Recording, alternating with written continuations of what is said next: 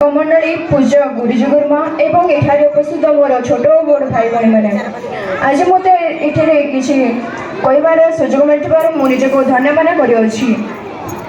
ओडिशा राज्यर गठन भारत इतिहास रे एक ऐतिहासिक घटना। भाषा आधार रे गठित राज्य होछि ओडिशा। 1936 मसीहा एप्रिल 1 तारिख रे ओडिशा एक स्वतंत्र ओडिशा प्रदेश भाव में गठित होतिला। ब्रिटिश शासन समय रे ओडिया भाषाभाषी अंचल गुड़ी को विभिन्न प्रदेश रे बांटी दिथिला। एहा द्वारा ओडिया भाषा और संस्कृति विपद रे पड़िथिला। यहाँ को रक्षा करने ओडिया भाषाभाषी लोक मैंने एकता और स्वतंत्र प्रदेश गठन करिवार अनुभव करथिले। पूर्वर ओडिया लोक मैंने विभिन्न प्रदेश में रोते द्वारा ओडिया भाषा और संस्कृति विपद में पड़ता। यहाँ को रक्षा करने एकता आंदोलन आरंभ है।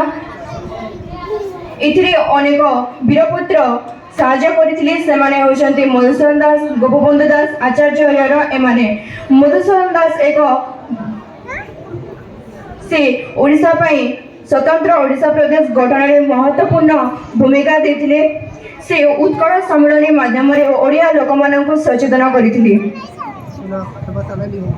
मु शेष कहबे जे उद्यमेन ही सिद्धांते कार्याणि न मनोरथे न ही सुप्तस सिंहस प्रवेशन्ते मृत्युमुखः। अर्थात परिश्रम द्वारा कामटी सफल हुए केवल इच्छा कले नुहे।